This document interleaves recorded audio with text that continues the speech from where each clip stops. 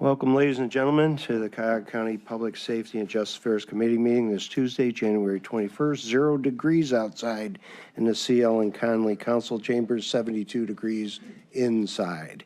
Roll call, please. And just as a reminder to all who are in attendance, this meeting is being recorded and live streamed on the county's YouTube page.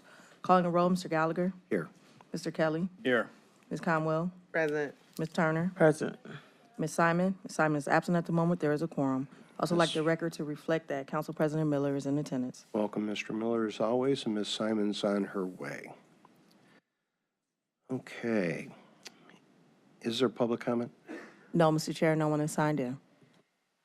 In your packets, we have the meeting minutes of the November 19th meeting. If they're in order, I'll accept a motion and a second. So moved. Second. Motion and a second. All in favor? Aye. Against? Thank you. Resolution 2025-0007. Resolution number 2025-0007, awarding a total sum not to exceed $50,000 to the Cuyahoga County Land Reutilization Corporation for the Circle East District Neighborhood Patrol from the District 7 ARPA Community Grant Fund. Welcome, sir. Janine, it's raised up, isn't it?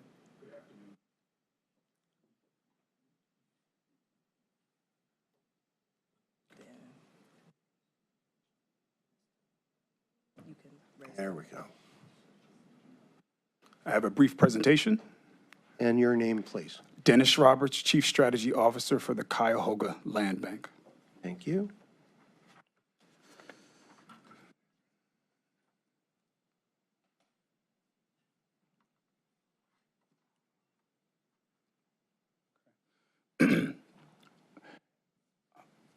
Got it. So first, what you're seeing in slide 1 is a project that we affectionately call the Circle East District. It's a project that the Cuyahoga Land Bank has been leading for the last 3 years intensely and passively for about 6 or 7 years before that. What you see on the screen is the footprint. Toward the middle is Euclid Avenue, and it's just east of University Circle, about 1/8 of a mile. Everything that is colored in blue or in green is already owned by the Cuyahoga Land Bank, has already been demolished, and is already prepped for development. What we endeavor to do is spark development and create what we hope is a brand new neighborhood and seed investment for this community.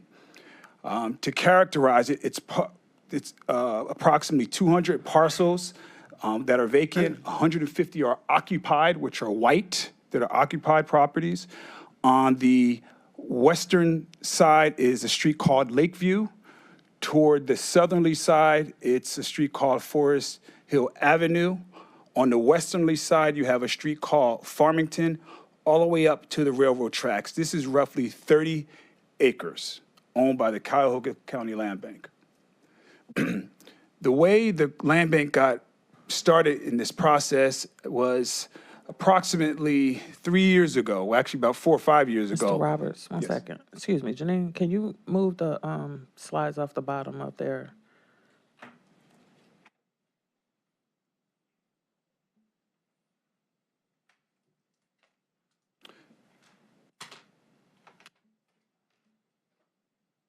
Okay, thank you. In 2015 and in 2020, there were 2 studies that were done.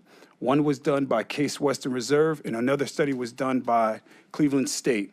Both of the studies concluded that if there was going to be development in the city of East Cleveland, this would be the ideal location, primarily because of its proximity to University Circle. It's an eighth of a mile. In addition, that the land bank would be the ideal partner because of its quasi governmental nature, we have the technical expertise, and we have access to resources to spark this type of development. So when we got started in earnest about 3 years ago, what we did is essentially read the plans, adopted the plans, and moved forward toward execution.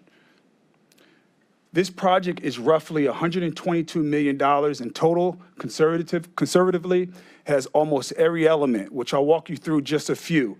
It includes everything from home renovation, new construction, solar, EV chargers, the installation of a brand new park, community engagement, and a number of other important elements that are critical for the success of such a comprehensive project.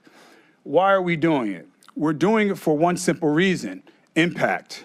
Well, the first level of impact, obviously, is property taxes. Although there will be a residential tax abatement like there is in Cleveland and many other cities when you have to induce people to move, the long-term strategy is to create some wealth by building homes that people want to live in, by enticing people to move into this community, and ultimately getting these properties back on the tax roll in a productive way.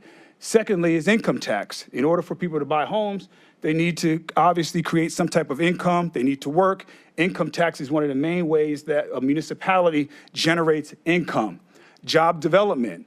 There's a component of this project that is focused on development. There's 18 of those 200 parcels are actually adjacent and facing Euclid. We hope to spur the development and the creation of jobs on Euclid Avenue. And then finally, not to forget about the people who have been living here for 50 or 60 years. We've invested a certain amount of money in terms of home repair for the folks who've already been living here and have been invested in this community for many, many years.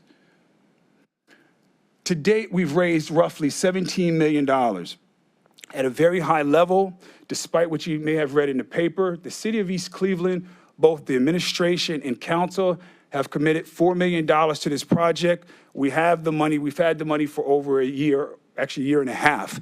They're very committed to this particular project. The land bank has put over $3 million into this project. The sewer, the water company have also committed to this project. What their role is part of this development, there will be new water lines, new sewer lines, new roads, new lights, everything necessary to give this place a chance to truly be successful, including Cuyahoga County. One of the ways that we're able to do things like install trees so you have a park that looks attractive is because of the support of Cuyahoga County. You have even the McGregor Foundation or Bank of America. There's been a number of entities, public and private, that have supported, including, for example, like Jobs Ohio, who've put over $1.5 million into the Mickey's building that I will show you momentarily. This is the Mickey's building. This renovation has been completed. This building is currently white boxed. We now have it under contract with a company out of Boston, life science company called Vernant Biolabs. They're set to close in about 3 weeks. If they close, assuming they will, they have committed to creating over 100 high salary jobs. And that's one of the primary goals, is to create jobs, which creates income taxes, which creates and strengthens the revenue source for the city and ultimately for the county in the form of property taxes. So this building is completed. One of the reasons we were able to do this building is because of the support of not only the county, but also Jobs Ohio. I mentioned earlier the importance of not leaving the people in the community left behind in any way. So one of the things we've done is we raised money from the state of Ohio to do just that, home repair. In addition to the $190,000 that we've already raised from the state to put on new roofs, new windows, new siding, and new porches, we wrote a federal earmark last year that we received $2.3 million. We have not received the money, but we have received a commitment. Out of the $2.3 million, we plan to take $1 million of that and continue to do the home repair moving east as the develop hopefully is successful moving east. But these are just some examples of some of the work that we have done. These are 4 homes where they got either a new roof, new porch, or new siding. I mentioned a park earlier, the installation of a park. The reason that we are installing what we're calling a linear park is that early on in the process, when we talked to the planners, county planning, and the architects, they said they want to make this area more walkable. Part of making it more walkable was making it where people have a place to walk. The streets were too long. So this particular, what we call linear park, will bisect 4 streets, Lakeview, Woodlawn, Wadena, and Brightwood. It'll cross, but it'll also act as an amenity. So a person can sit on a bench, they can jog, they can walk. It'll be extremely attractive, and this will start to go in the spring when the weather breaks. Now, this is where we are as of today. So today, I mentioned the Mickey's building, which is that white building on the corner of Euclid and Woodlawn. That building is complete. We expect to close, as I mentioned, in a couple of days. There is some discussion with this company about a possible phase 2 across the street. In the orange, we have a company by the name of Cleveland Bricks. They're a development company. They've already signed their development agreement, and they're in pre-development now. They've committed to building 12 townhomes in the orange. This is the linear park that I've been referring to earlier that will add an amenity for the people who live there. The turquoise color, light blue, is where the county land bank will break ground in about 3 weeks. We're going to build 4 brownstones in this area, and you'll start to see that in about 3 weeks.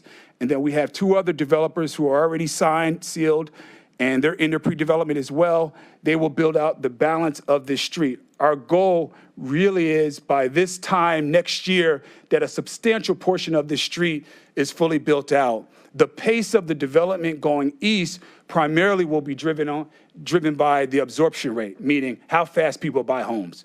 Obviously, if people buy homes more quickly, we're able to move more quickly. If it slows up and there's concerns, then it becomes a lot more challenging. But we're going to move as quickly as we possibly can. But again, on the left-hand side, you see some of the stats: 12 townhomes, 22 single-family homes. The initial pricing for these homes will be over $300,000, primarily because that's really what it costs to build in most communities nowadays.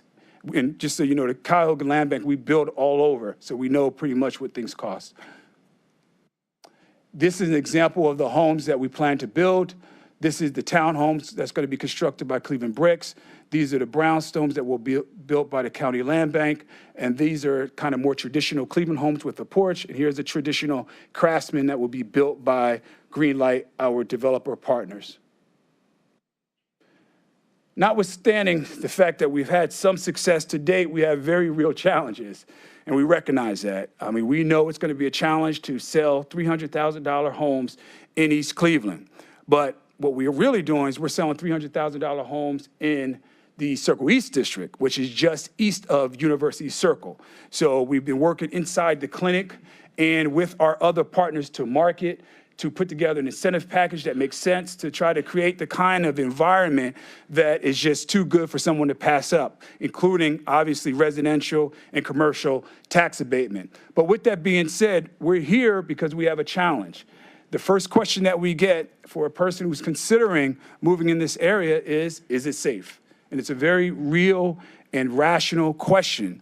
So despite the statistics, East Cleveland has a perception of not being the safest community. So one of the things that we wanted to do is seek, and we're seeking now, a small grant from the county that would help us provide a basically safety patrol car. We need it for 1 year, but the $50,000 will allow us to get to 6 months. But we believe by having that patrol car with all the elements that we already have in place, it not only demonstrates that we have the confidence, but it also helps us protect the investment that we have already made.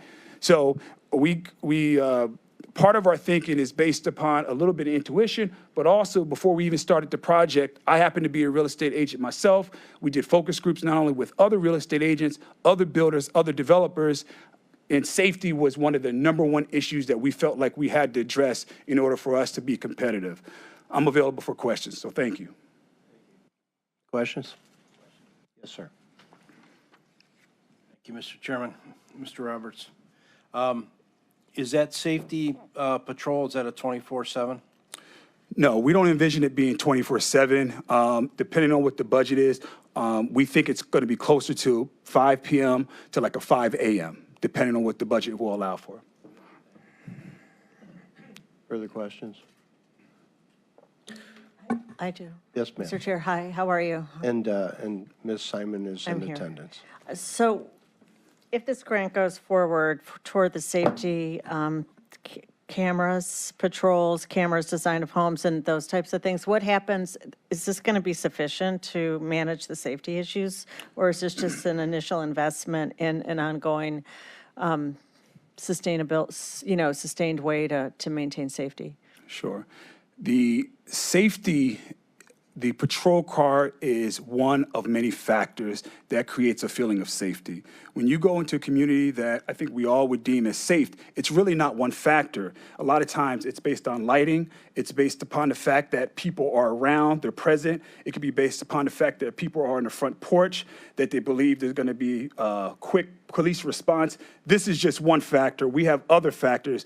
We believe by giving us a 1-year runway, that will give us enough time to do a couple of things. One, by that time, we will have sold enough homes to actually repopulate the street, number one. Number two, we are in discussion about getting into the special improvement district with UCI to basically allow them to expand their footprint to include this area, but that is not ripe for discussion at this time. This will just give us an opportunity to at least build some initial confidence until we're able to cobble some other resources together in order to address the entire issue. So who do you anticipate would be buying these homes? Sure. Cleveland Clinic workers, people who just want a beautiful home with an incentive? All of the above. Certainly, obviously the UH and the University Circle audience is a primary target. But there's a lot of young professionals who don't have the same feeling about living in the urban areas that many of us may have, or people who move from out of town. Like, for example, I'm not from Cleveland originally. People who move from out of town. The East Cleveland stigma, if you will, is not really that big of a deal. So we're thinking of our marketing on multiple levels. Obviously, the clinic, people from out of town, young professionals, urban dwellers, and folks who really want an opportunity to create equity, because the people in first are going to have one heck of an opportunity, we believe. So I think this is exciting, and I appreciate this effort, and it seems multifaceted and really accessible. So I hope the city of East Cleveland is going to be a good partner, especially with regard to their, the police department. And have you had conversations with city leadership? Sure, yes. We meet with the administration every month for the last 2 years. We meet very often with council. In fact, we met with council last week.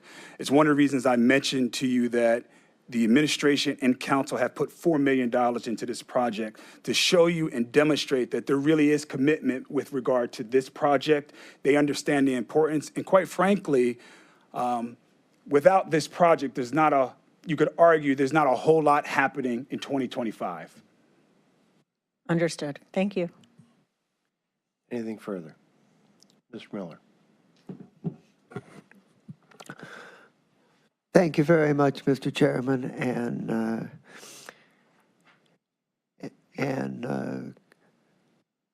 President Jones and I had the opportunity to meet with Mr. Roberts and others from the land bank, and we discussed the same thing that you told us here today, that the 50,000 only gets us 6 months, and that it's actually a year program that's needed. And so we're working on the possibility of providing an additional $50,000 from the Community Development Fund, and we may be in a position to offer an amendment when this comes up for second or third reading. Thank you. Thank you.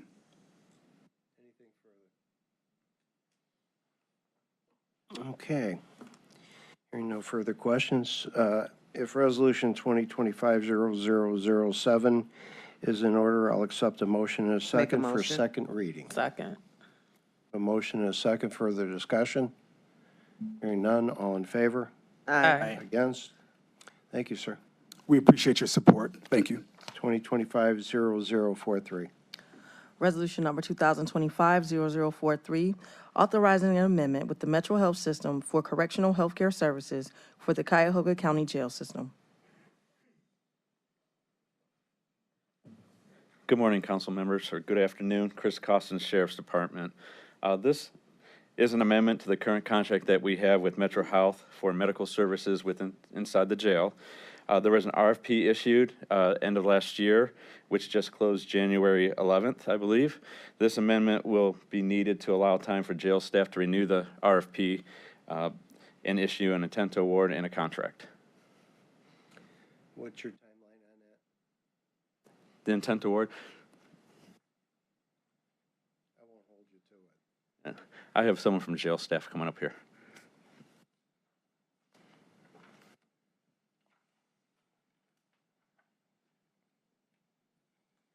Good afternoon, Julia Groen. I am the contract monitor for the Sheriff's Department housed in the Corrections Center. So you're asking about the timeline for the I RFP? won't hold you to it, but you just need a little extra time to put this all together?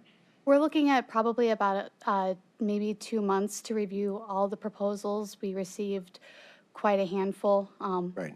And so we're looking at having an intent to award in about 2 months. And remind the committee again, how many proposals did we receive? We received a total of 6. All right, any questions from the committee? Through the chair. Yes, ma'am. So these proposals, are they from other hospital systems? There was only one hospital system that submitted out of the 6. I'm not understanding who are the, There who are are a the proposals from? there are a number of private or private companies that do this. In the past, probably because of a reputation we might have had, hopefully that's gone, they passed on participating. So I was kind of surprised myself we got 6, which is a good thing. And this is not unusual in that, this is the same thing with the food. They need a little extra time, and I'd rather give them a little extra time to do it right and be comfortable that we're doing the right thing.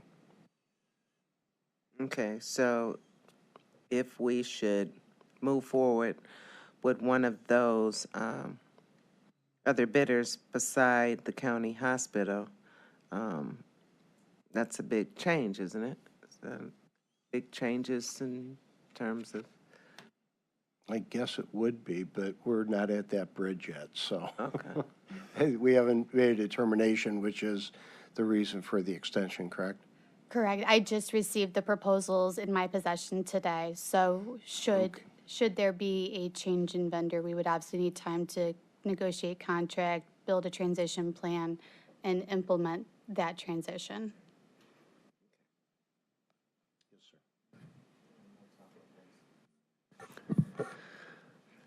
Thank you, Mr. Chairman. And one thing that's been a concern has been the transportation of inmates to Metro. And we certainly want everyone who needs medical care that can only be provided at the hospital to go there. But we also want there to be a careful review of utilization to make sure that that people who can be treated on site are treated on site, and also to increase our capacities to serve people on site. And my question is whether the RFP and the process created by the RFP reflects those intentions.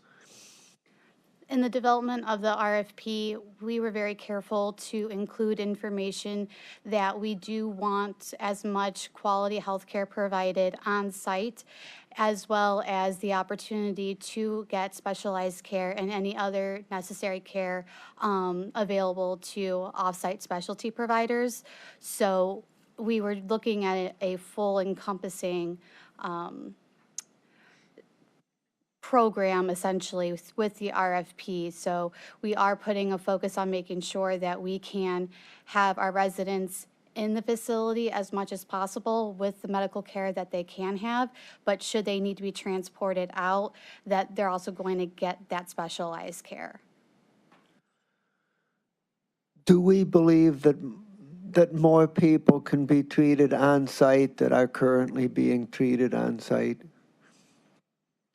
I believe that it is possible in the future, hopefully with the development of the new facility, that we can expand the services provided. There is a limitation to some of the services that can be provided in-house, but we would be working with the medical services provider to provide as much as possible within the facility that the facility is able to accommodate. Thank you, Mr. Chairman. Yes, ma'am. Chair, and I didn't catch your name.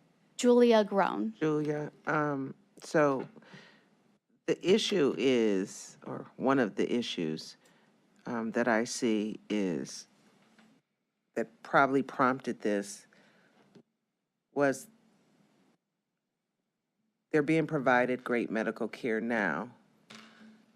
There's not a doctor in place, so when there are cases or judgmental cases about health care, the nurses are sending the residents to the hospital, which is upping the cost and the transportation care. So with this, if we should go with another provider that's not necessarily the hospital, is what you're saying or proposing that they will have a physician that will make those calls for health needs, if it's mandatory for them to go to the hospital or not. If not, if we don't have that, I don't see why we're bringing in another organization for us to be back where we are. That is the key point, is that, and, you know, whoever can do it better, but to help us control cost and making sure that the medical care that the individuals need can be done in-house. But if there's a rare exception, that the right person is on staff to make that call. So as part of the RFP, we did have a specification requiring that a physician be on site overnight. Currently, Metro Health does have that position as well. They refer to it as the nocturnist, and we did make that a requirement as part of the RFP process. So I would hope that that would alleviate the concern that you're expressing regarding having that higher level authority to make those medical care decisions. So that actually is a good question, because that's been our concern all along. Metro has now provided that because it took so long to find the nocturnist. With care in a jail, there are very different specifications as far as medical doctors. It's very difficult to locate them. But I have a thought out of the box, and I'll be discussing this with the administration and leadership. I personally think that we need to hire a physician to oversee the jail medical, considering the problems that come out of that, knowing full well that the clientele that are in the jail are most likely, if not definitely, the most in need of medical attention in the county, that have not been provided medical attention. So we're going to have issues with very sick people needing very dramatic medical functioning to help them survive, at least in our custody and care. So I think in the end, having a physician, as the RFP says, 24/7, is, I think we need somebody watching our side of the ledger also. That's a medical physician, not necessarily full-time, but watching, you know, if they're going to send them to the hospital, I want to know from an independent source that it's legit, and it necessarily did need to happen. I don't want to create a contentious situation, but I think check and balance, kind of belt and suspenders in this position would be important. But we'll discuss that as we go down the road. For this situation right now, if I don't hear any more questions, we'll afford you the time, and I would imagine you'll be back when you do make a choice. And if there is a change, you're going to need some more time, and if there isn't, you're probably not, I would imagine. But so for now, if everybody's comfortable with Resolution 2025-0043 to the full council, under suspension of the rules, I'll accept a motion in a second. So moved. A motion and a second. Further discussion? Yes, Yes, to the ma'am. chair, I just wanted to understand who will be scoring, I guess, these proposals. Who will be interviewing, or how are you going to get down from the 6? We are in the process right now of identifying who the scoring and review panel is going to be. We're trying to be sure to include all potential aspects, to have different perspectives, different levels of administration and leadership, to ensure that it is a balanced review. So we just got the proposals delivered to us today. We are going to anticipate meeting in the next week or so to identify those individuals, provide them with the proposals, and begin that process. So it's not identified at this time. Would that include the sheriff? Yes. Okay, so right now, a good part of our intricate process is Metro. So since Metro is one of the bidders, they will not be allowed to be on this, will they? Correct.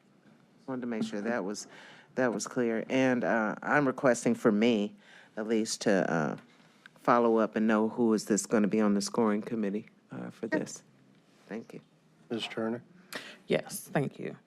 And my colleagues have made some of these points already, but I just wanted to specifically bring up some concerns that I had about Metro Health and wanted to make sure that they're addressed in this process. Some things that I had some concerns about are as follows. And some of these might be very small in the larger scheme of things, but some of them might be a little larger.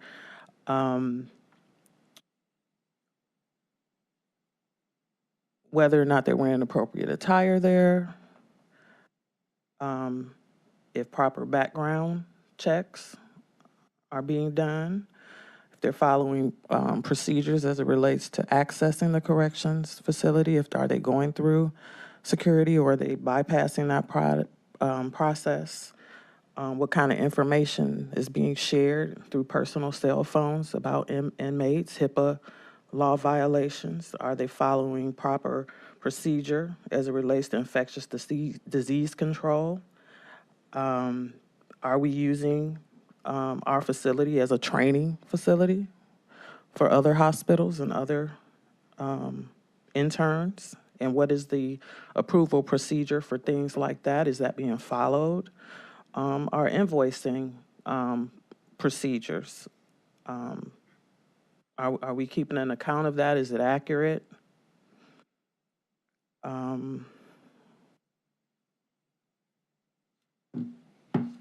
performance analytics. You know, how do we know that they're doing a good job? And there's some other things, but there are quite a few concerns about this contract, and I just wanted to bring that up at this time.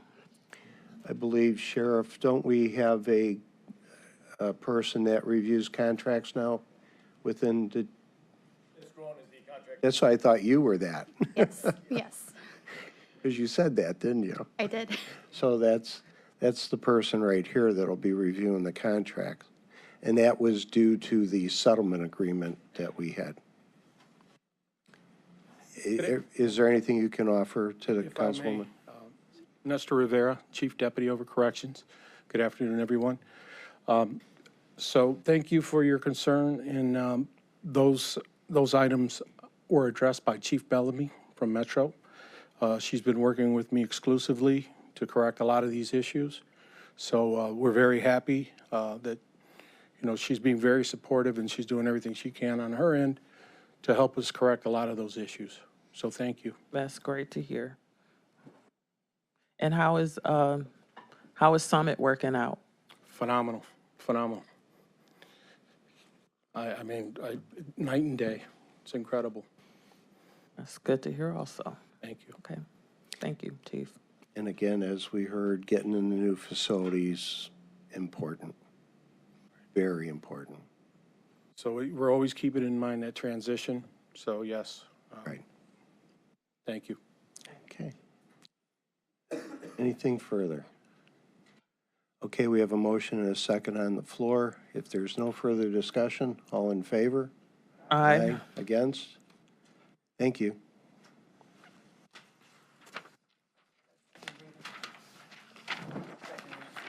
Under suspension. January 30th was the date. Under discussion items, we have Let's go with the jail commissary first.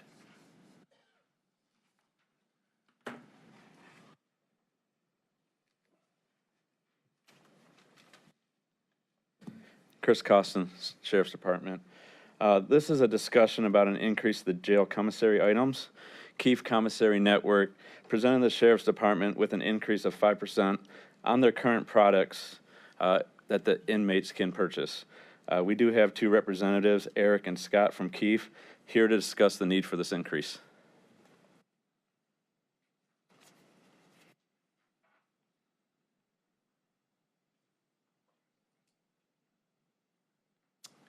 Hello, I'm Scott Conrath with the Keefe Group. I want to thank you for the opportunity to come speak with you. As Chris mentioned, we did review and talk with the sheriff and the administration about implementing a 5% increase on the commissary products under our current contract. To provide some historical context to that, in March of, I believe, 21, we were awarded the commissary services. March 22, I believe we executed our agreement. March of 23, we actually made services operational, and we've been operational since. And then even during that time frame, we have not increased pricing to the inmates of the Cuyahoga County jail whatsoever. So this is the first increase really that we've been able to present in front of you guys. We are doing that to basically combat inflationary costs that have occurred over that time frame since we've been awarded. We are somewhere around 5 to 6% year over year. So collectively 20+% since we've been operational with the contract as far as inflationary prices on products, as well as other items such as operational cost, whether that be logistics of shipping product down to the jail, technology that we support within the jail, or any of the operational staff that we have on location, which I believe we have 4 there.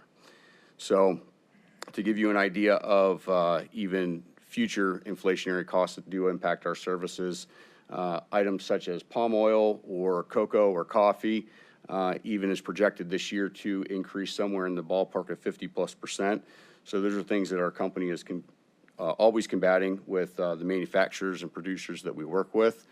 In our review with the sheriff and his administration, they were in favor of the 5% to be able to present to you guys today. So hopefully that's something that we can implement as early as March of this year. And that's basically in a nutshell what we're up here to present. How long have we been with you? We started our services in March of 2023, so we'll be coming up on 2 years. And this cost increase will be an addendum to that contract? I believe in our contract, it's reviewed that we will review annual increases with the sheriff's office, so I believe it's already written in the actual contract. Yeah, the agreement itself does have legislation that allows the increase as long as both party agrees.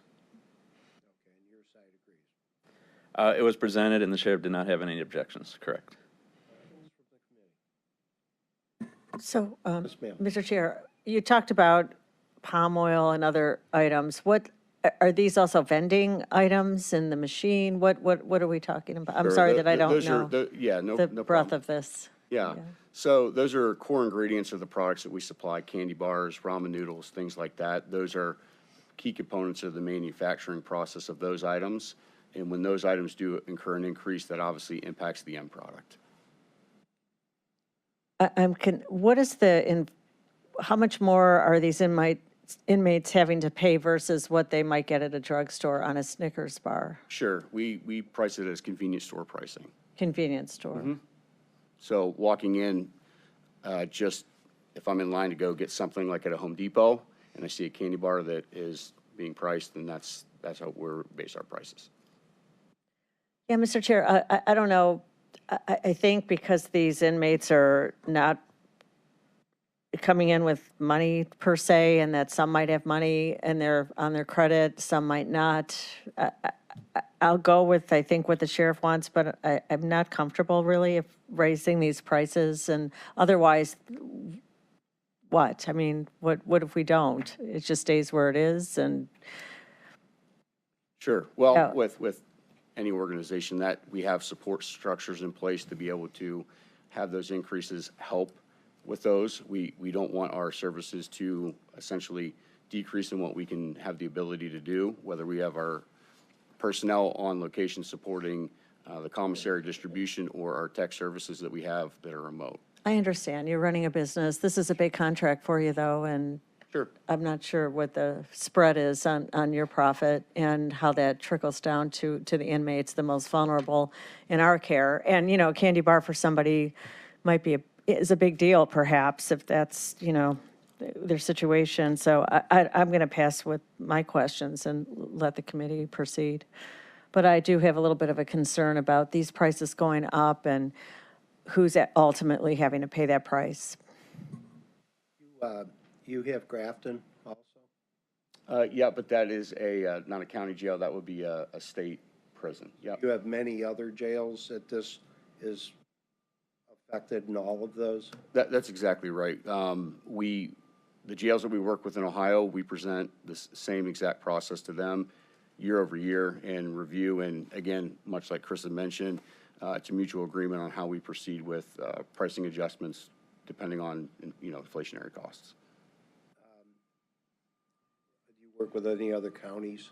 Sure. So surrounding counties here, just in conjunction, Stark, Summit, Portage, Lorain County, just to give you an example. 5% is across the board for everybody. Sure. Yep.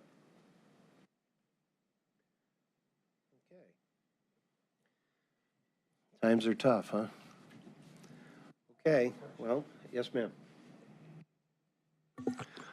So, are the prices that you charge here in Cuyahoga County the same as you charge at the other locations, or does it vary from facility to facility? It varies from facility to facility depending on the need and the program that we're operating within those facilities. And where does ours fall within the range of the other facilities in Ohio? Are we the highest? Are we the lowest? Are we in the middle? Lowest. Lowest? Mm-hmm. Interesting. Through the chair, what other items do you sell besides candy bars or? Sure. We sell hygiene items, soap, shampoos, and personal care, combs, basic necessity needs, as well as items for indigency, for folks that may need items that maybe don't have money. So we have those abilities to provide the indigent items as well as the jail. Okay. Do you have items that I could use for my hair? Yes, As ma'am. an African-American woman? Yes, ma'am. Do you provide seasoning for food? Mm-hmm. Yep. So as it's permissible by the sheriff and the safety council for sheriff's office. Thank you. Mm-hmm. Well, and this is administrative, you could do this administratively. So you don't need anything from us. We already spoke to our law department. I just basically take an email or written letter to agree. All right. Well, if there's nothing else, thank you very much. Great. Thank you for your time. Lastly, we have an update from the sheriff.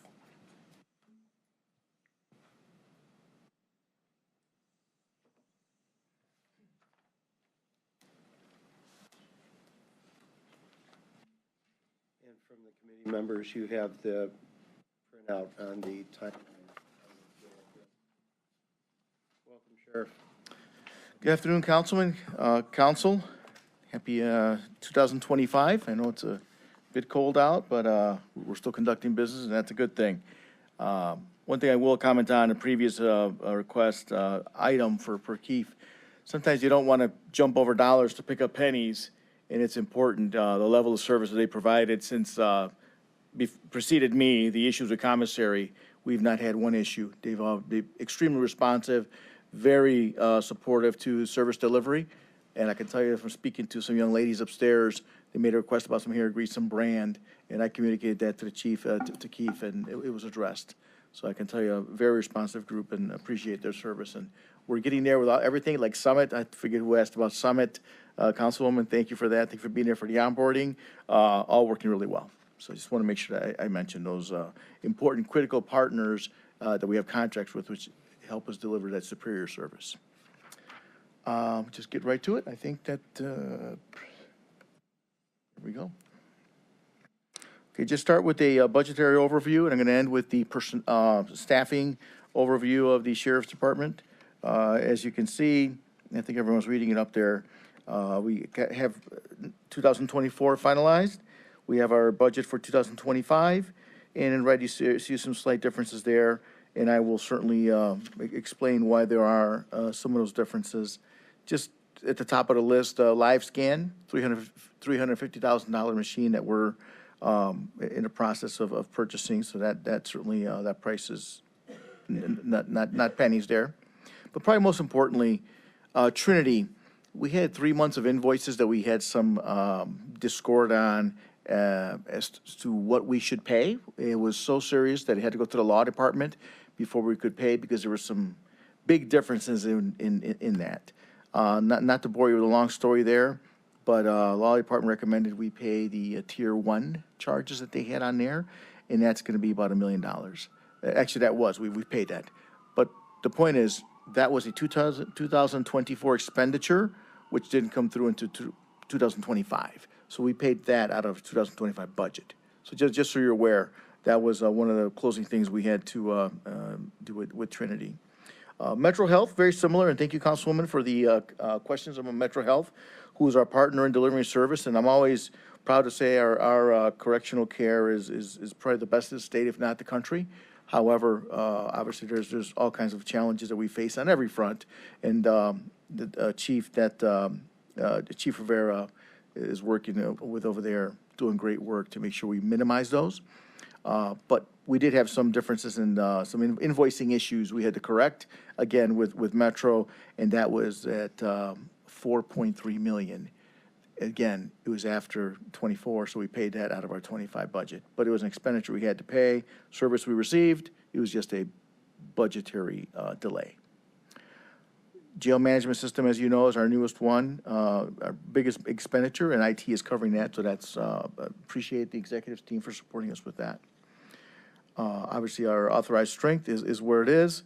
And something we keep speaking of, last year, we settled 7 of the 13 contracts, collective bargaining agreements, and as you know, actually all of them had increases because everything goes up, right? We just spoke about that with Keith.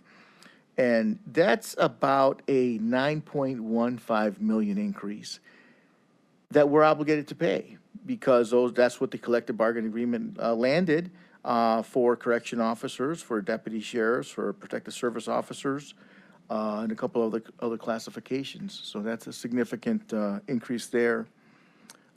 One thing I will report to you before we go on to the next. I'm sorry.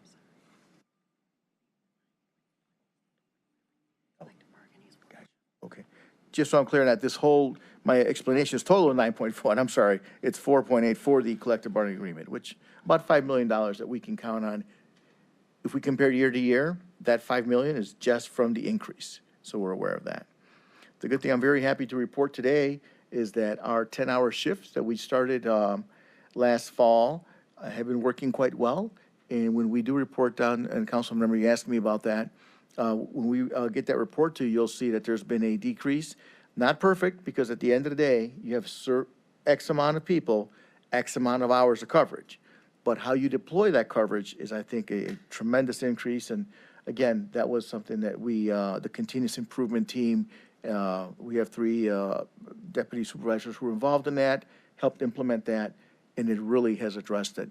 The biggest thing it's addressed is the mandates. And you've probably heard 100 complaints from 100 different deputies that are mandated, which means they have to come to work. Let's say they're working today in the Detective Bureau, they get an email that says at 4 p.m., instead of going home, you have to report to field operations to work for another 4 hours or however long it is, and that has had a significant decrease. And that being a decrease will lead to a decrease in the overtime. So that's a very positive there.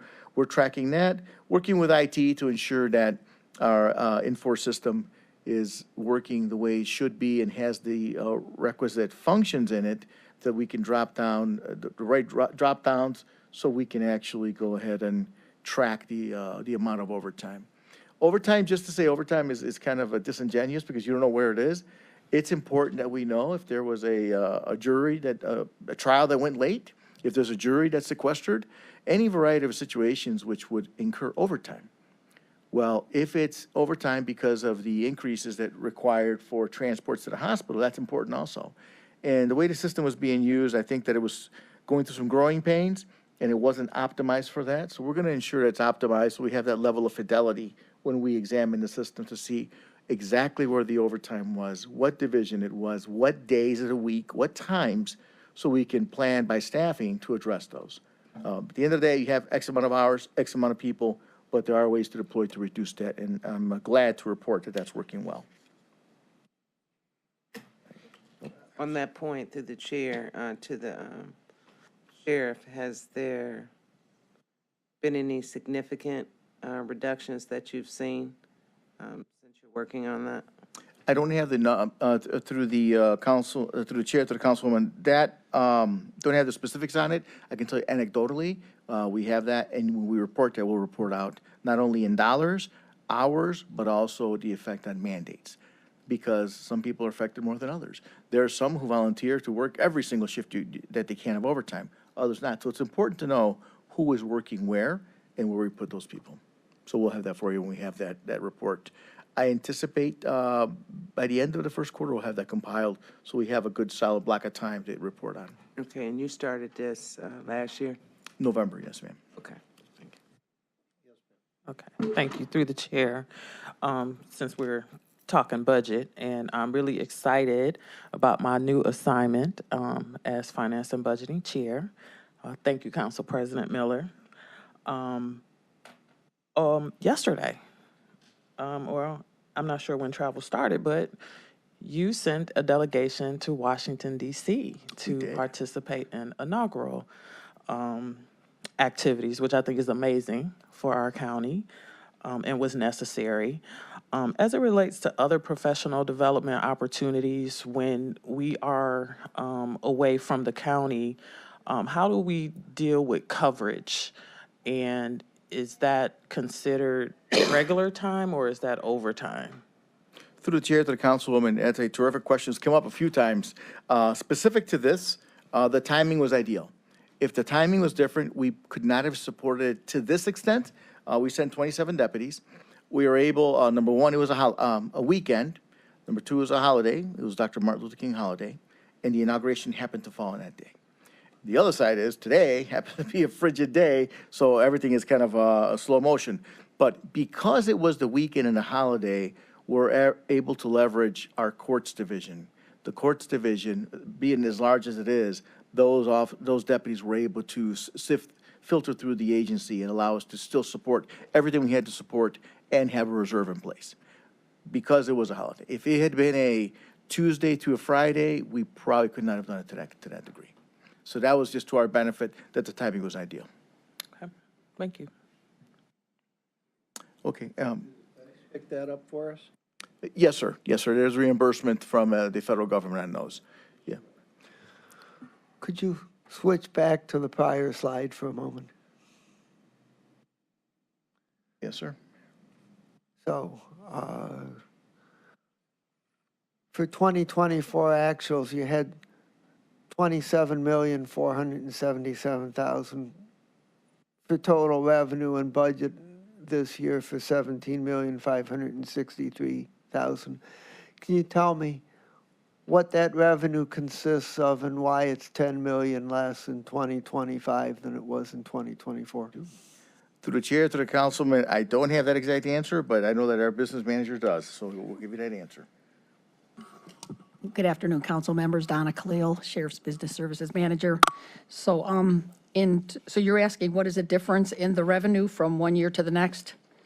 Is that the? Correct. Okay, so the revenue for all funds is like our federal forfeiture money, commissary money, CCW money, our PSOs, the Internal Service Fund, that's for all funds. And then for the general fund, it's like our prisoner board and care money, task force money, sheriff's fees that come from the civil division, and the CPT money we get from the Ohio Attorney General.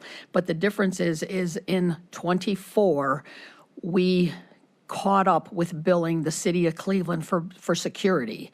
And they paid like 3 years' bills, 3 years of invoices in '24. And so that was, if I'm not mistaken, I think it's a couple million, I would have to ask my business administrator, but I think it's a couple million each billing. And again, in '24, we got 3 years' worth of billing. So that's why there was so much of an increase in revenue in '24 from '25. Thank you. Thank you, Donna. Sure.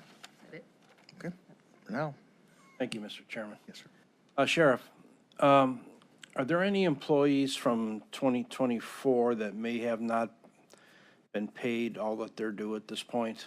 Is there any outstanding payments to them for maybe working different levels or possibly some OIC days, something like that, that they haven't been paid yet? Through the chair to the councilman, it would surprise me, going into the second, past the third week of January, that we would have anyone who worked maybe at the very end of December that have not been paid, maybe in the next paycheck, I would imagine, if that's the case. But it sounds like you're speaking to something specific. If there is some complication with something that's been dragging on and had to be figured out there, maybe there could be, but to my knowledge, there's not, sir. All right, appreciate it. Thank you. Is there any reason there would be outstanding bills from Cleveland for $3 million a pop for 3 years? Why aren't they paying them as their bill? Councilman, I don't have an answer for that, sir. We pay, we ask for things to be paid when the bill is submitted, and that, we could say that for a lot of our vendors, including Metro and everything else, but I think that Ms. Khalil might have an answer why that was delayed. I know there was a lot of discrepancy on the formula being used. The city of Cleveland did not agree with the formula we were using, so we were working with the Department of Public Works, trying to come to an agreement on what we're charging for the security. And again, I know this went back and forth for quite a while until there was kind of a meeting of the minds, and then we was able to bill and catch up with all the billing. This is security in the Justice Center, Correct. which is a good reason not to incorporate the municipal courts of Cleveland in a Justice Center going forward. Not to mention the grass they refused to cut from 1975 that we ended up cutting. That's a decision way above my head. Mention the clerk of courts doing their jury notices for free. So this should not go on. If they don't pay a bill, send them a collection. And again, my understanding is they are all caught up, but it was just coming to an agreement on what the charges were going to be, for what, how much, things like that. Not a bank. I understand. And I know that's not your problem. I understand. It's, this has gotten a little out of hand here. So when he's done. But anyhow, Sheriff, let me ask you before, and I hate to interrupt you. It just came to mind. We continue, and I was talking with the administration, these municipalities wanting to use us as their jail. I'm of the opinion, until we build a new jail, we should not even be considering this anymore.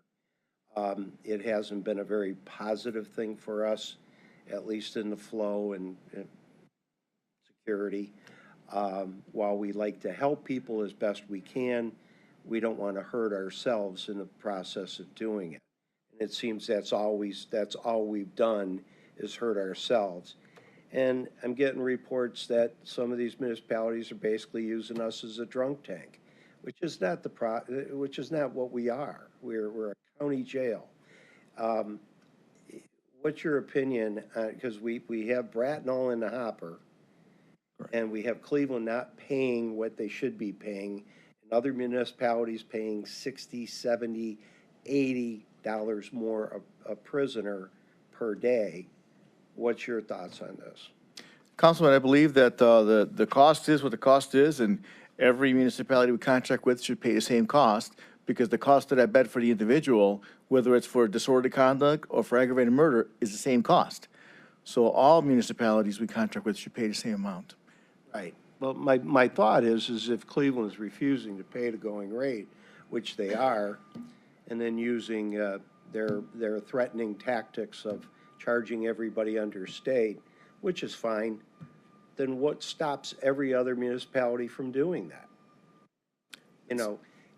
We're getting to a point where we're all going to have to go down to Columbus and have somebody dictate a change in the law.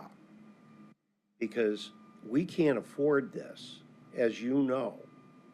And it's not fair that Bratnall or any of our other partners that we're in contract with are paying $80 or $89 more than Cleveland. It's just not fair. So if we're going to go forward with this, then everybody pays what Cleveland refuses to pay, which is, you know, the minimal. And again, that hurts us.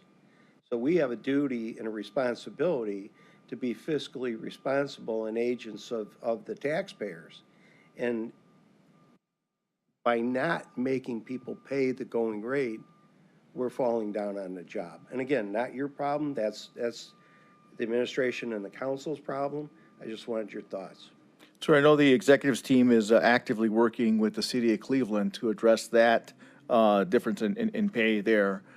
We have had some meetings on operational issues with them also, so that we know that we can optimize that operation. As far as others coming in, I think that there's not a super high volume producer within the county.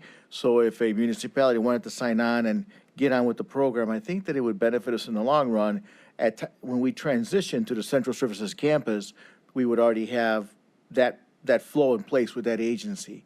We probably can't take 30 agencies on tomorrow, but if there's a few more piecemeal, I think we could support that, sir, given our capacity.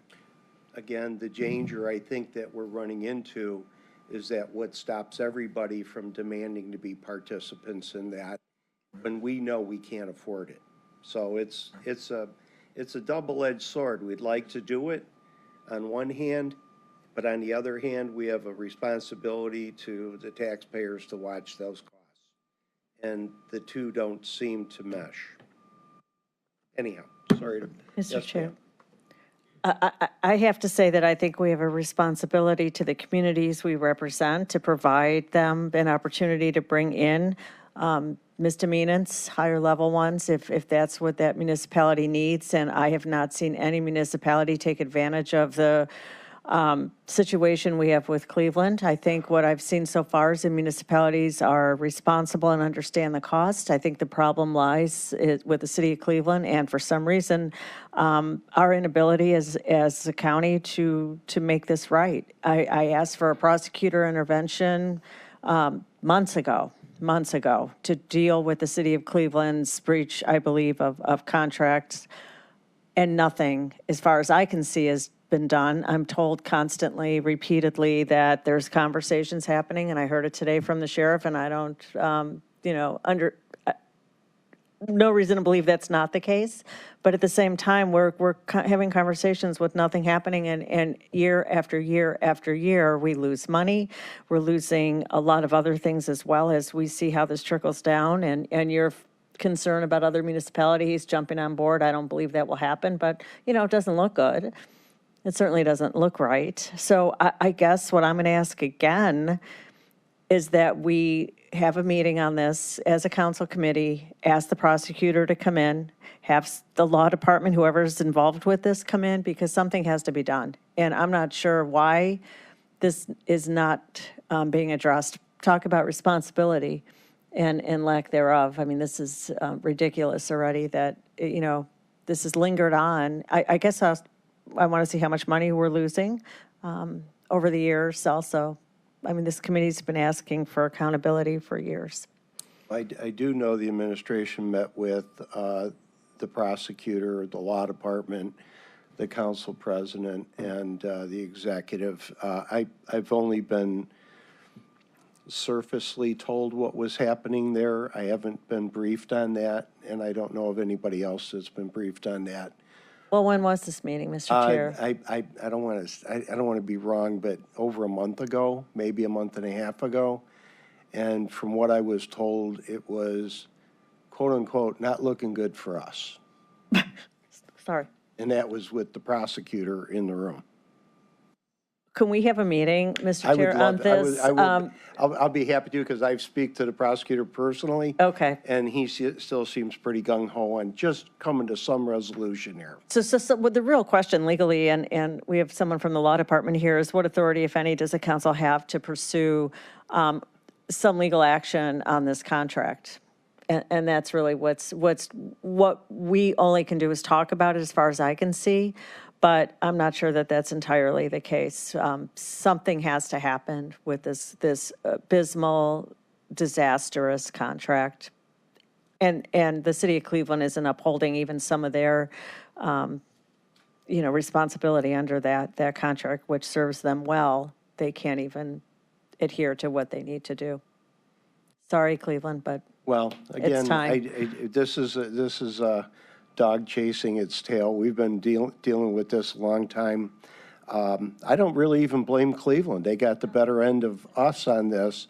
It's just after we found out what it was, after we were told the opposite in this room under oath by our law department and our executive team, in essence, not told the truth, we get stuck with a bad contract. So somehow we'll figure that out. Sorry, continue. I hate to bother. I got it, sir. I Kinda know went that off. the executive team is pursuing some diplomatic channels to address that, and we'll wait to hear from that. So I'm sure that's moving forward. Next here, we're going to move to just a budget comparison, again, from last year to this year. We had the actual 24s, because now we're in 25, in salaries, overtime, fringes, and overtime, as you know, is driven by staffing shortages, and in some respects, on the deputy side, with the hospital details. We've attempted to address that. It's going really well. That's looking good. But when we speak of staffing, there's times upstairs in the correctional center, and things are getting much better with the attendance, but they're still not quite what it should be. And that is, this year would be a good year to see that go down. But as of our current projection, it's going to be less than $1 million there that we have a gap there we're looking to meet. Your first monthly report is, Donna, are you going to be ready on your first monthly report to us sometime in February for January?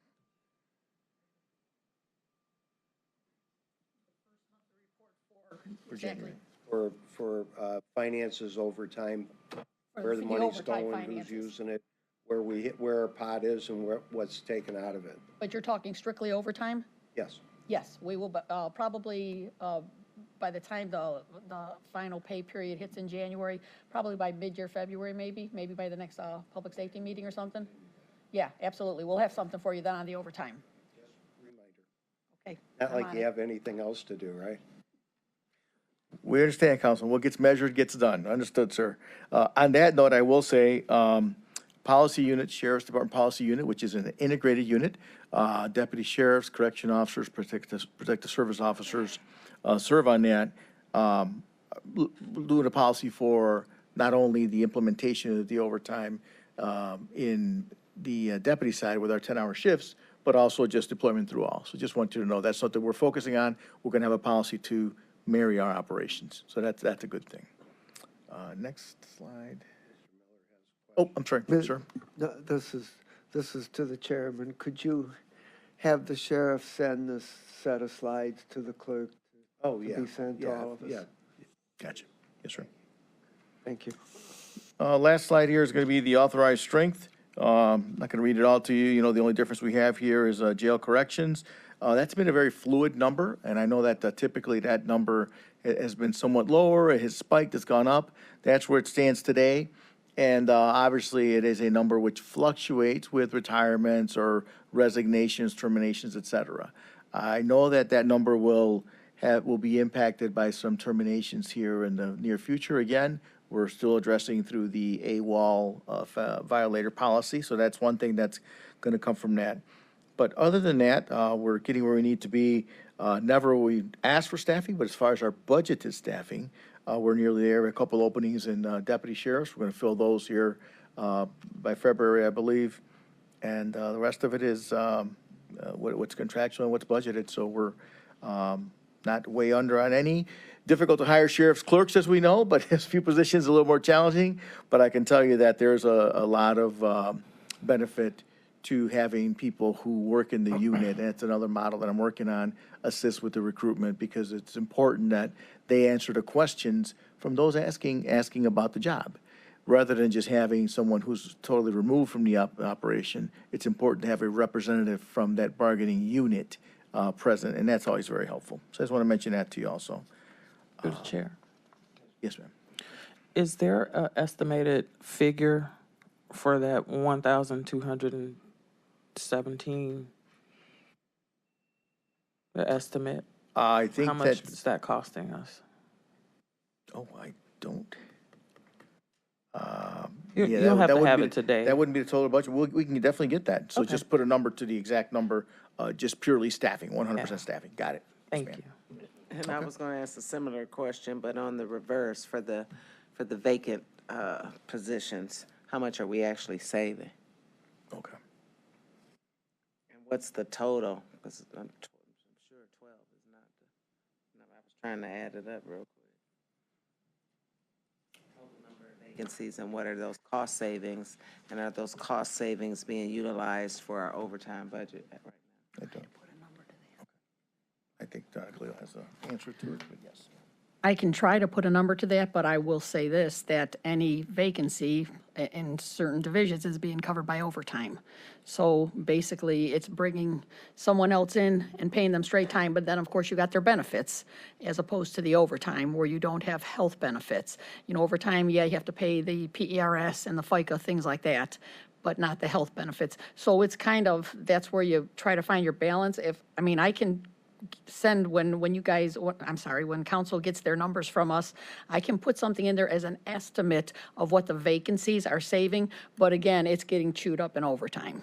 Okay. Well, make that connection so we're clear. Yeah, well, I'll do my best. Because not all of these jobs do overtime, right? Most of them, but probably not all of them.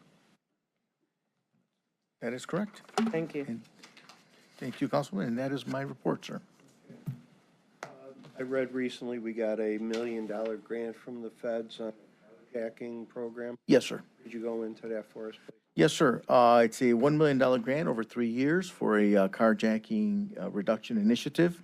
The first year, 3 years, yes, sir. The first year pays for 1 sergeant, 4 deputies, and a researcher. The second year, it goes down to the 2 deputies, 1 sergeant and a researcher. The third year is strictly the researcher. So the first year, obviously, it's incumbent upon us to make sure that we are as effective as possible because we know that that reduction is coming. But it's important, one thing to note with that, the DOJ isn't giving these out frivolously. That is an area, carjacking study specifically, homicide, there's a million studies on. Carjacking specifically, right now, that's where they have a researcher. They wanted an academic researcher on board, not an analyst, not a criminal intelligence analyst, not someone that can help with strategy, someone who is going to research what we did, what we didn't do, what could be done, et cetera, so they can put that report for DOJ. Then DOJ can put together some funding for some strategic investments down the road. So I think it's quite a privilege that we were selected for this. City of our size, the amount of municipalities here, 59 municipalities, and the focus, but regrettably, they also saw the need. That's the other part. The need was here with carjackings taking place across the different municipalities throughout our county. So I think that was another thing that was of value to the DOJ when they evaluated our application and figured that we could do some substantive work there. So that's kind of what it is, sir. Carjacking, not stolen cars. Correct. Yes, sir. Now, sometimes related, but specifically to carjacking, and that's something that we already have partners from the ATF on, and I'm going to meet with a few other chiefs and see if they can contribute to that, because that's the value of task force, right? That we have members from other places who join and say, hey, I can give my talents, and if something happens in my municipality, I just push the button, and I get the whole task force to assist me. Pays for the personnel necessary for the 3 years. Yes, sir. Yes, sir.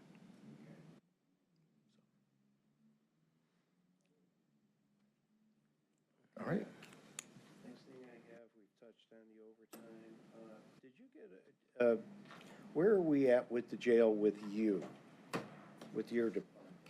Are you guys done? Because I got the timeline, the council has it regarding the build in the jail, and it was kind of eye-popping to me that we'll be pushing on 3 full years with this administration before we really get to going even to bonding. As far as the jail proper itself, are you done with all your schematics and things like that? I think there is still some discussion going on. We're looking at ways to make some modifications, not only within the secure part of the facility, but also within the sheriff's headquarters part. We're still looking at places we could put officers or walls, or making some adjustments, so that is still not completed, sir. But I do have a associate warden lieutenant and a deputy major who are on that committee. Obviously, this week I didn't get a report from them yet, but that is kind of where we are. And there are some things that they could not resolve on the committee, so I'm meeting with executive staff to ensure that we address those I'm views. not talking about committee, I'm talking about you. You're the sheriff. Right. What you need in that facility is what you need in that facility. Are you done, or you're still working? We're still working, sir. I know I talked to the council president, and when we got the timeline, it was a little unnerving. I would anticipate he'll be calling, when I say he, the council president will be calling a meeting with the executive to try and figure out where we're at, and if we can't get this thing moving a little quicker.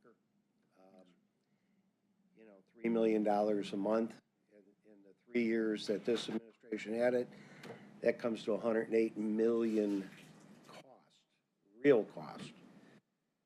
That, in my opinion, was certainly unnecessary. But unfortunately, where we're at. I was hoping we'd be a little bit further along.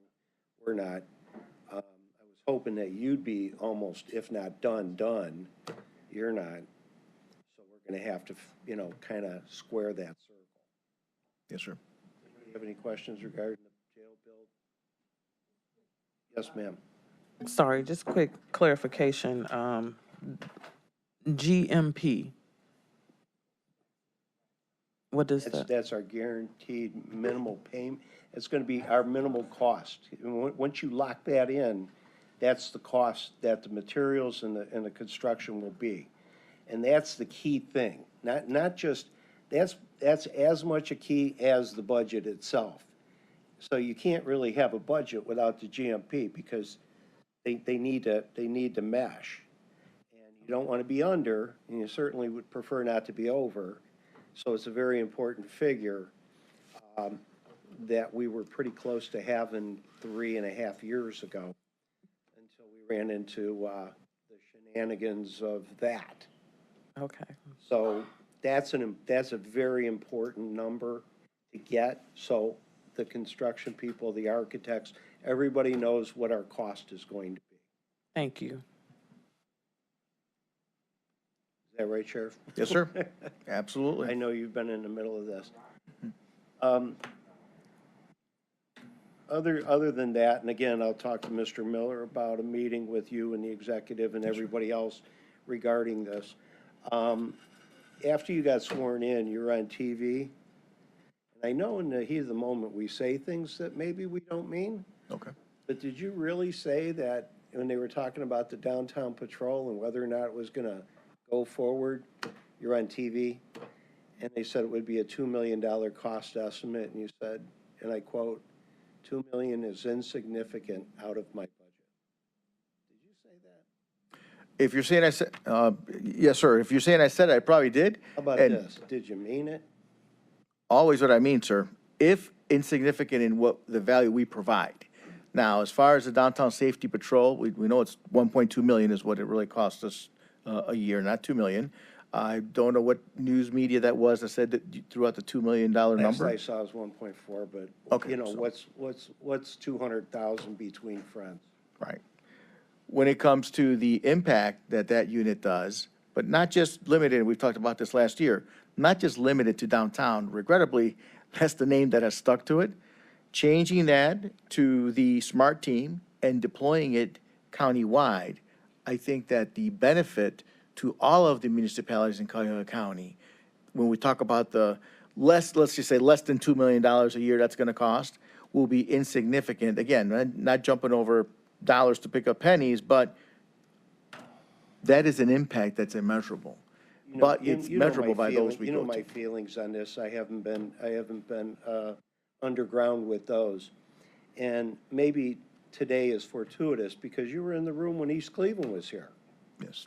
They're looking for $50,000 for a car. They didn't even, I was gonna ask the question, I didn't even ask the question about who's gonna be in the car. Good point. I can tell you this, it ain't gonna be a deputy sheriff, because they're running around downtown. And the name does look bad. Understood, And sir. somebody's going to get hurt.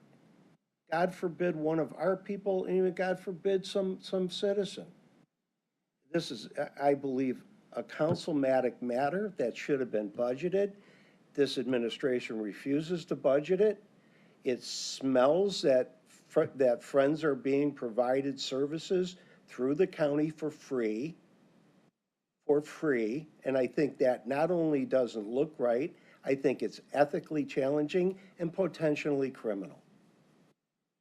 And if it was so damn important, we would put it in the budget. And this council, I can almost guarantee you, would approve it. But for some reason, we don't put it in the budget. The impact units we put in the budget because this council agreed they were important. And what you just said is what an impact unit was. Correct. So, I mean, the stench of quote-unquote the downtown patrol needs to go away. We've had this discussion. If we're going to provide these services, we should be providing them to all of our partners in the county. We're not. This is strictly a Cleveland targeted location right now that may move to the other communities. This has been 2 years of this almost, and it's not fair to my district, Mr. Miller's district, and we can point to other districts. It's only fair to one district. And while I can't argue that it doesn't work, because I notice I follow on that map the crime and where the crime goes every weekend, it seems we chased some of the crime out of the entertainment district, but it went over to Ohio City. Did the impact unit follow the crime? Nope. It stayed in the entertainment district. That's not right. So somebody's got to come to Jesus here and put this in the budget, come to us, because keep in mind, historically, you're the number one guy in blowing budgets in the history of Cuyahoga County. Not all your fault. I'm very quick to say that. Not all your fault. But this downtown patrol, you took it, you said it was yours, it was your baby. And I told you last year, there's going to be a citizen's lawsuit. And that falls personally on the elected official or the appointed official. I learned that the hard way. The hard way. It cost me $13,000 trying to be a good guy when I was making $6,000. So all I'm saying is, this needs to be in the budget. This needs to be memorialized. This needs to be countywide. This needs to be targeted. And just our friends in East Cleveland, as you know, their councilman came to us begging for you to go out there. And there wasn't a peep from anybody. There are inner ring suburbs that are just as desperate for those services as anybody else. And for that point, outer ring suburbs have used it.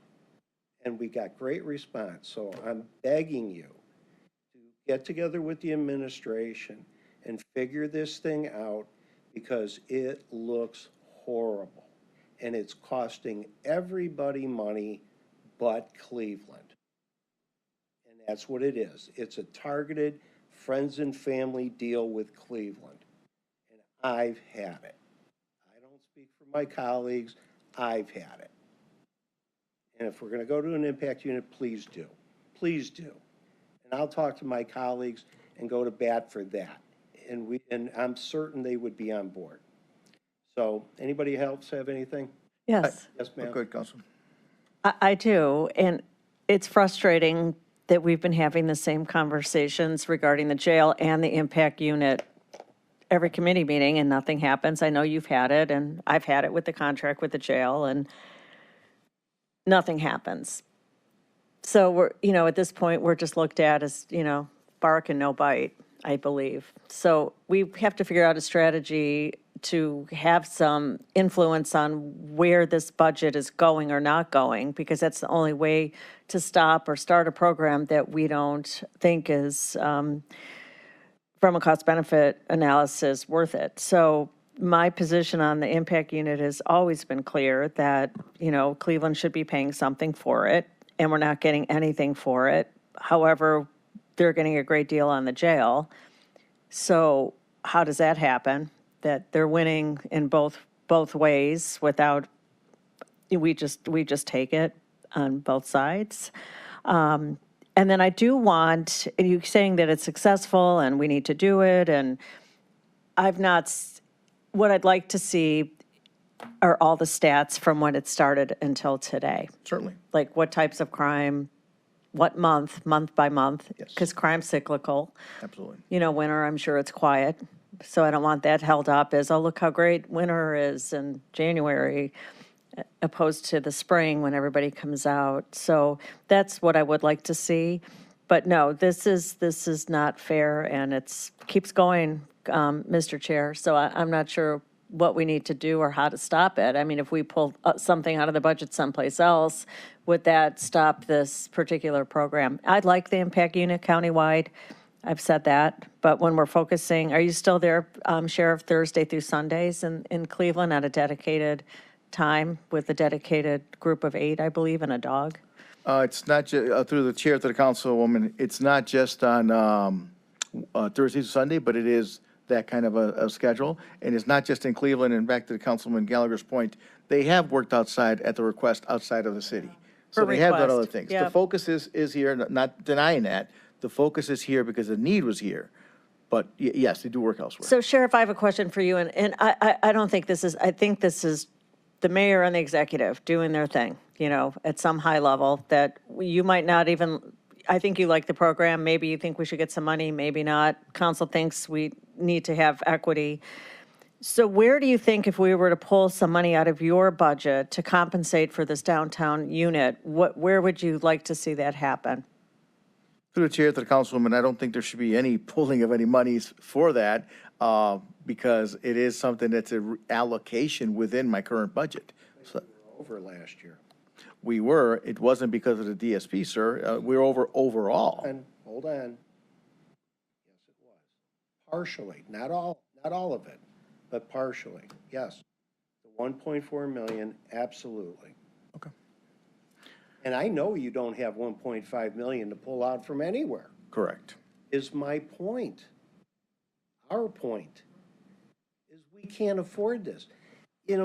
Since I've been here, and many of my friends have been here, we've done everything we can to work with our community partners. I can't really recall a time where we didn't. And if we couldn't afford it, we've tried to figure something out. Like we do sewer cleaning, but we charge back for that. We don't make any money on it, but we charge back for it. It's a service that many communities can't do themselves and helps with flooding throughout the county, which when you think about it, is an amazing thing that we've been able to cut down on all the flooding in this county. 15 years ago, this county was literally underwater when it rained. Every rain was a 100-year storm. I never saw anything like it. So all I'm saying is, I think what we're saying is, you can't afford it, but yet you're providing it. And would that be fair if somebody in another division within the county started providing services out to Maple Heights and nobody else with their people, county people? But they can't, but it's not in their budget, they're just doing it. It just doesn't look right if it's done proper, like the impact units in the past were properly done and funded. These discussions wouldn't be continuing. And I can guarantee you, they're going to continue, and it's going to get worse and worse. And like I said, and we've had it, I don't want to see some body on the ground that we're going to have to pay for because somebody got shot, whether it's our person or a citizen. We can't have that.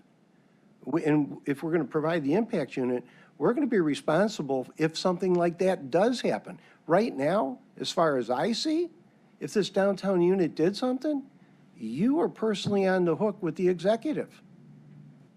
personally. I don't want you to be able to not go to bed at night, because if there's a body on the ground, that's you or him, not us. And we're gonna get sued to the bejesus. And they're gonna play these tapes. So let's do it right. We'd like to do it. We don't have an issue with doing it. It's just cost related.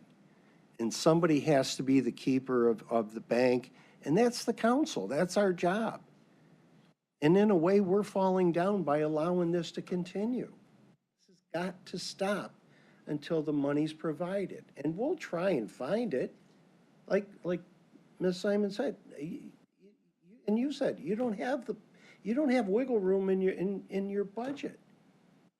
I'd like to give you the wiggle room in the right way with all of us on board. And if somebody has a city with a problem, the way it was they would call the sheriff.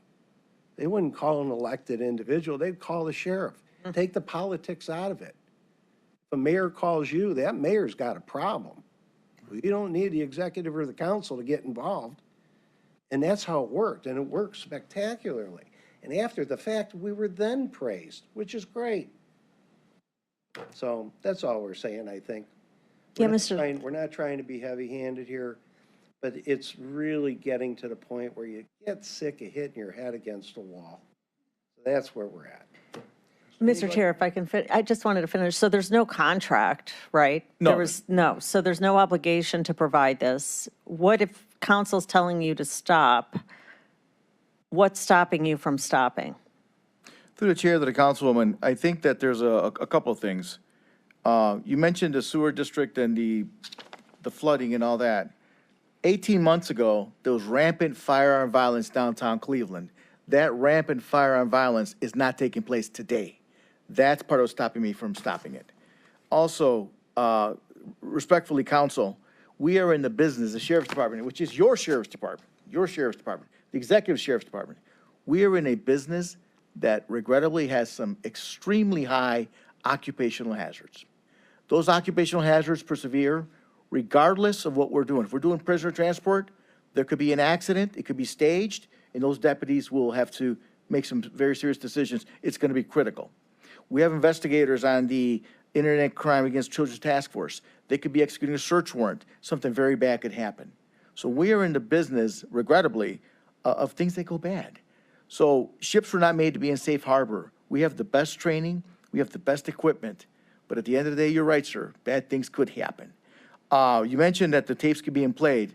For the record, a characterization that I, as Sheriff Pertel, blow through budgets, it's an inaccurate characterization. Blow through is like a stop sign. It's red, I'm gonna blow right through it at 40 miles an hour. That's blowing through. If the budget, we're in a bureaucracy. We're in a bureaucracy, we have two systems of government, the executive and the council, two major players there. I have a job to do to execute. And obviously both systems contribute to that and the guidance and the budgeting, et cetera. So to say, because the budget was set at X by whoever, and the reality may be a little different, I don't think that suggests that I blew through the budget when those numbers may have been probably predicted when the budget was made. So I just want to say that for the record. This friends and family thing, we will serve any municipality in Cuyahoga County at their request. The city of Cleveland did not say, we'll pay you X for this. They did ask for assistance, and I knew that because of the amount of people who come downtown Cleveland back in August of 2023, the amount of violence that was going on and the amount of people that come downtown Cleveland from all of your districts, all of your municipalities and beyond, it was necessary to secure it. And that was the creation of the DSP. In retrospect, the name should have been different, sir. And we should have touted the fact that we're addressing this issue here, and if anybody else has an issue somewhere else, Maple Heights, Strongs, whatever, call us and we'll be flexible. I should have announced it, that would have helped scope it a little differently, sir. Right. So I appreciate that. We can have further discussion offline, but Wait, Mr. Chair. you were here when East Cleveland came to our council meeting begging for help, and they didn't get it. Didn't get it. Councilman, we have helped East Cleveland. I know, but this was a particular request by a council member from East Cleveland that came in, and nothing happened. I talked to the man. Nothing happened. And that's all I'm saying is, I know you can't jump at the click of a click. But, and one thing I'll finish with, when we do a budget, and the first budget, you came in late, and that's fine. It wasn't your fault, and we talked about that. It just wasn't a good budget for you, and we tried to do the best we could. But this budget, and I told you, it's your budget. It's not the administration's budget, it's your budget. And if you agree to that budget, that's on you. And last year, it was blown. And I'm only talking about the 1.4 that was the downtown patrol or whatever we want to call it. But the overtime and everything else, you were dead in the water when we started, and you didn't even know it, but because you were new. Well, now you got a year. Well, you're locked into this budget. You needed 10 million in overtime. I had a fight to get you 8, and council agreed. Thank you, council. So you started the year 2 million in the hole plus the 1.4 if you're going to continue this, whatever we're going to call it, downtown or whomever's going to be able to use this thing. And I don't know where you're at with that because I have no idea. So right now, as we sit, you're 3.4 million in the hole. That in anybody's budget is a blown budget in any division in Cuyahoga County, but you agreed to it. So this year, it's your baby. And why you agreed to that, I don't know. I mean, we've had these discussions. You ask for what you need, and you fight for what you need, and if you don't get it, you come to council, you plead your case, and we give you what you need. But this has been a historic thing, and it's not just this administration, it was previous administrations, where those that are under the executive feel obligated to do whatever the executive tells them to do, especially when it comes to budgets.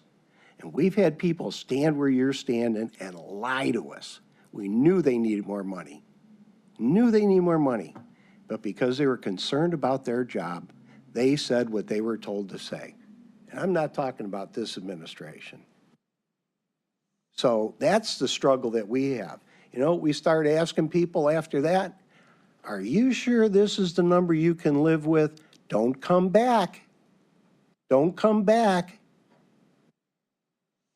Councilman, you'll never get a lie out of me, number one. And number two, I still be before this council on many of these sessions and presented what the Sheriff's Department needs. I've met with the executives team and presented what the Sheriff's Department needs. There is a public record of that. So anyone who intimates that I don't present what we need, or I need X and I get Y, can I make it work? Can we get by? Certainly. But is that going to be optimal? No. And I've identified that. Right. So even for this budget, I've identified that with the executives team and with this council. Right, and it's all within reason, and it can flow. We've always gone back to, especially our partners in the Justice Center and in safety. If they've needed money, we have never, ever turned anybody down to this day. Never, the judges come back from my prosecutor, public defender. Well, I'm here, I'm at the front of the line, sir. And with it, but again, within reason. When it's a reasonable request, we're absolutely going to do what we can. Unfortunately, we all find ourselves in a world where last year we were 25 million in the hole. Not a lot to a lot of people, it's a lot to me. It's never really happened like that to us before. So I'm kind of once bit, twice shy. So as far as budgeting concerned, we'll get through that. We're going to have to get through that. But if you're getting to a point where you need something, come back to us. Yes, sir. I think we're reasonable. I think the administration's reasonable. Yes, sir. They're looking at a bottom line, we're looking at a bottom line. But when you're doing things that aren't budgeted, it all goes back to that. Budget it. You'll never hear a word out of me, because that means I approved it, or we approved it. Ms. Simon, last word? Mr. Chair, yeah, I asked why you keep going, why you're not stopping, and I was given, I think, 3 reasons. I just wanted to follow up quickly. Crime went down, so you're going to give me month-by-month stats since ma'am. when this started. And, you know, we had the, DeWine coming in with his team during this too, remember? They didn't come down through the chair So to there's the other councilwoman. They factors, didn't come but down. that's notwithstanding. When you talk about the risk, that you have risk, your men and women have risk, just no matter what, but what we're doing here is expanding that risk, and we don't have a contract with the city, and we don't have a indemnification if something does happen with us in their city, because we're taking the place of their police officers, that if something happens, we don't have an agreement with them that they'll indemnify us for any kind of loss. So legally, we're out there. So this is not, these are huge problems by continuing this dedicated weekly unit. And I'm concerned about the liability.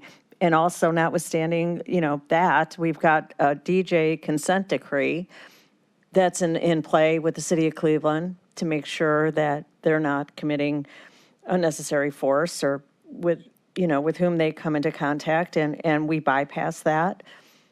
So there's problems here that are not generally faced when we're looking at a city, in Berea or something to come in for a carnival. So these are really things that need to be addressed to this council. And in terms of shootings, have we had any involvement with that? I think we have, right? Through the chair to the councilwoman, specifically our reduction that has been our involvement. The seizure of firearms has been our involvement. And the one shooting our deputy was involved in with those carjackers, that was the involvement. As far as the DOJ, that is a contract or an agreement, settlement agreement between the city of Cleveland and the Department of Justice. Does not involve the sheriff's department. I understand that. So we're not under the decree. So the city of Cleveland, any kind of accountability to the DOJ, they've passed it on to us and giving us the freedom without those constraints. And I'm concerned about that. I mean, there's a reason there's a consent decree. To the chair of the council, when I have to respond to that, the sheriff's department does not need, we don't need to get any authority or approval from the city of Cleveland or from any municipality. Being the primary law enforcement agency in the county, we can enforce laws throughout the county without having to ask any concurrence from any municipality, period. Yes, Now, but you need to have concurrence from us. From Councilwoman, that is a bureaucratic component.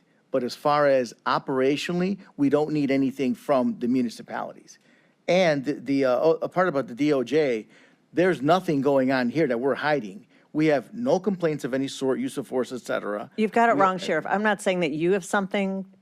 I think the city does. And now they're just passing that on to us. And it exposes us. And there's a problem, I believe, if people looked at what's happening. That the city of Cleveland's passing the buck to us, and I'm glad our men and women have not had any past, issues that would result in a consent decree. But I don't think that optic looks great either. And I understand you can go to any municipality without their consent, but I don't think that's how we operate here, and we're a charter government. So I'm not even sure, strictly with ORC, how broad that would still be when we have a charter government. So I'm just saying that there's a, that wrinkle here as well. But these are our concerns, and I hope that you take them seriously and find a way to resolve it and make everybody, be able to come to the table on this thing. How's your day been going? It's going, sir. We're doing business, we're saving lives, moving forward, we're good. All right. I think we've touched on enough today. And does anybody have anything miscellaneous? Okay. Thank you for your time, Council. Congratulations to the